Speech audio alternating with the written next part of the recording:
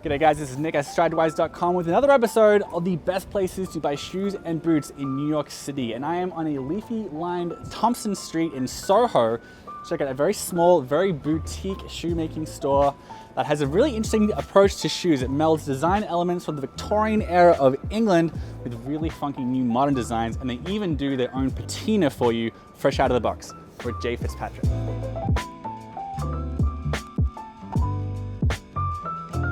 Before we get into the brand, tell me what led you to the world of shoemaking?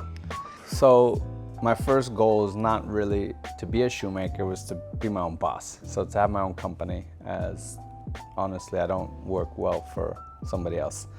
And so as I was studying entrepreneurship at the University of Washington, I was working at Nordstrom at their flagship store in Seattle. At the same time, I was always into shoes, you know, in American culture, at least in my decade of the 90s, growing up, if you didn't have the latest Nikes or whatever, you could not be a part of the cool crowd. So you aspired to have the best shoes. Again, that was Nikes. I was 10 or 11 or 12. With that idea of loving shoes, shoes were always my number one priority in my outfit. And then I put the outfit to the shoes. So I was going to university, I was working in shoes, and I was reading all the magazines. And I would see all the beautiful shoes there in Europe, and I'd look at the shoes at Nordstrom, and I'd see this huge disconnect. And then I would read magazines where Europeans were talking trash about American style. And I thought, you know, how can we dress better if we don't have access to better?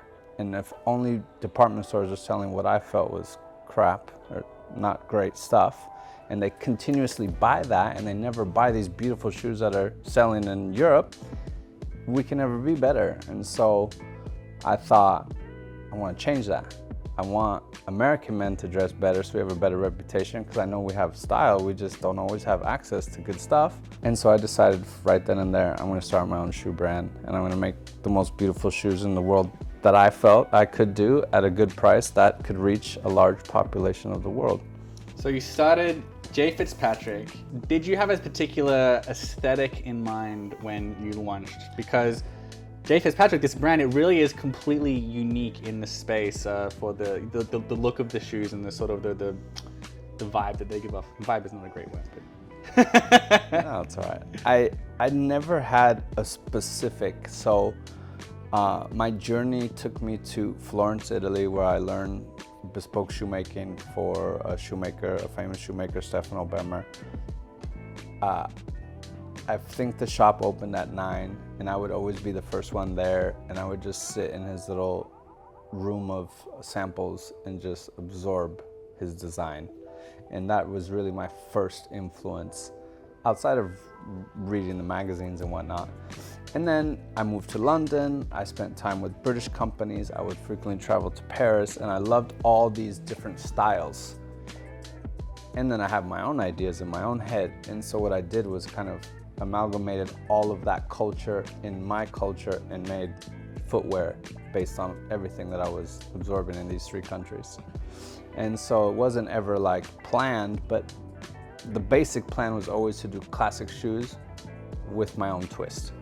Yeah, so they're very, very eye-catching footwear here. It's very memorable. I remember seeing your site like a few years ago, and it's always stuck in my mind as, oh yeah, Fitzpatrick, that site with like the really eye-catching, unusual designs. And I can definitely see like a cult following building among this sort of footwear, because there's really nothing else like it. What are your best sellers? Best sellers. What are your best known shoes? Yeah, I mean, I always had a fascination with, so let's take a look at one of our top models. I always had a fascination with Victorian style. I thought back then they dressed so elegantly. And when I was starting the brand, I had always wanted a button boot. And there was only like 2 places in the world that offered them outside of bespoke. You know, bespoke companies can do them. It was a French brand called Aubercy, who is one of my favorite shoemakers, who have great style. And then there was a Japanese brand. Aubercy you could only get in Paris, and the Japanese one you could only get in Japan. And so it was like, if you were in America, you'd either have to fly to one of those countries to get button boots. And I thought, no, I want to change that and I want to make affordable button boots because both of them were a little bit pricier.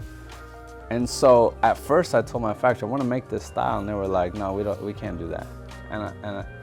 And that was in the beginning, so I was a little more timid. I kind of let them just tell me no. And then like a year or two went by and I said, yeah, I want to make this style. And they're like, I said, you can do it. If they can do it, you can do it. And so they did it. And it just took off. And it was really surprising because, you know, nobody dresses like they're in the Victorian era, but they love Victorian boots. That gives you a niche as well, because, you know, no one else is selling boots like this. Like that would be why it took off so well. This is really interesting. Are there any like functional advantages to a button up? Is it like more secure on the foot or anything like that, or it's no, it's an aesthetic? It's just being true to the original. It looks great. Design, yeah. So yeah. I've noticed this on the painting behind us, the picture behind us. This is one of your best known styles as well. Is this a spat? What do you call it? It's a saddle shoe. Okay. Yeah. So this has history with Stefano Bemmer. So this was actually a reiteration of his creation, but this was the shoe that really grabbed me when I was there and kind of created my ethos as a designer. So two-tone, classic but striking, sharper kind of last. So the story behind this is really the shoe that kind of makes my brand. The black and red colors are like the logo. And so yeah, this is called the Stefano, named after Stefano Bemmer. His model was slightly different, I changed it. The last shape that it came on was a last that I made while I was apprenticing. So yeah, so this one is really like my heart and soul as a designer. And yeah, also iconic to our brand as well, especially in the beginning. I actually have this shoe made by myself, by hand, in my garage. This is the factory made one sample. But yeah, this is kind of the ethos of the brand shoe. Yeah, this is a really good example of, I can see what you're going after as a brand, because the design, if you saw this in a black and white picture, you would sort of see it as evocative of old-fashioned designs from like the, I don't know, the 30s and 40s. But the colorway that you've used here is definitely striking and modern. It's a really cool way to merge those two ideas. Yeah. Another thing that J. Fitzpatrick is very well known for is patina artistry. Like you can get a new pair of shoes and give it like an artistic patina. Patina is a word that means desirable effects of aging, and normally something you have to like work real hard for over many years. But you're able to sort of out of the box with a bit of extra work, you're able to like create shoes that like look like they've aged, but in a very unique way. Can you talk a bit about that? Because I feel like that's very kind of synonymous with the brand as well. Yeah. So when we launched our store in New York, we teamed up with a very well-known patina artist. So we at J. Fitzpatrick, we don't actually do the patina ourselves. We work with a patina artist named Greg Park. His patina tag name is Handcore. He's from Paris, but he lives here in Brooklyn. And we do offer a factory style patina as well, but that's different. So that's not nearly as good as what Greg does to the shoes. But yeah, it's become quite known that we do these kind of what's called GMTO runs, where we will sell a shoe. For example, we'll do like a launch, like a release, and we'll show this patina and we'll show it in various colors, and people will order it in the color they like. And what we'll do is we'll order the shoe in just a raw color, and then Greg will create the magic. This patina will be the same in theory, but each pair will be unique because you can't really copy each little bit. So yeah, we do these with Greg, but at the same time, we have a service where clients can send in their shoes. And so if a shoe has, you know, been a bit tired over the years and the client wants to refresh it, Greg can basically strip what's there and then recreate it and make it into a brand new shoe.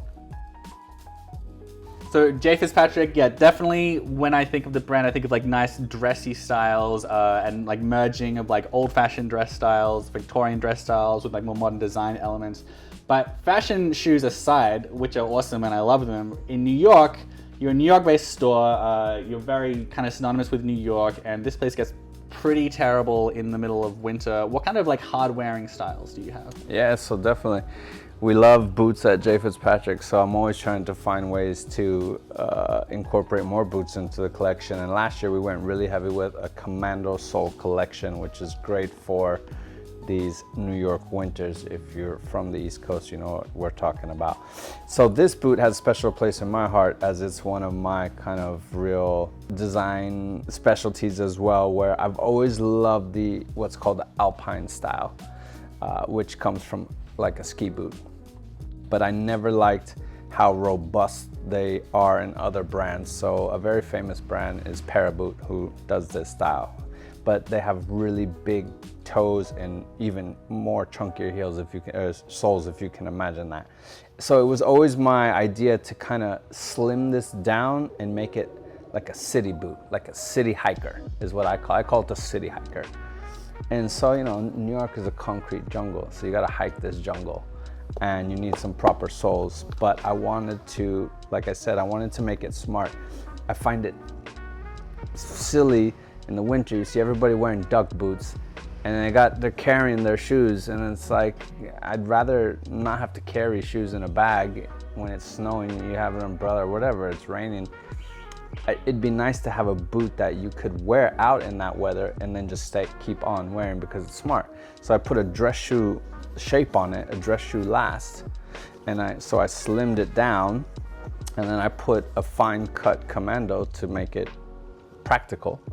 And yeah, and this is a boot that slowly is growing more and more popular. Yeah, and it's like, it's hole cut as well. I mean, you get an extra strip here, but like this is one piece of leather. It's a clean look, but also with fewer seams, there's fewer places for water to come in, and also conforms to the foot well. I find there are really a lot of misconceptions about winter boots and stuff, because, you know, guys, they'll think, okay, so when it's snowing and raining, I need a waterproof boot. They'll go into a store and say, I need a waterproof boot. Yeah. And what they don't realize is, like, you can, this is what, Goodyear welted? Mm-hmm. You can just get a Goodyear welted boot, but even Blake Stitch in a lot of cases, those boots are going to go just fine in like in snow and rain. It's really only if you're standing in a pond fishing that you need waterproof boots. Exactly. So, but a lot of guys, like, they'll have their sneakers, they might have some dressier shoes, and then they'll have like some big chunky puffy monstrosity for when it's raining and snowing.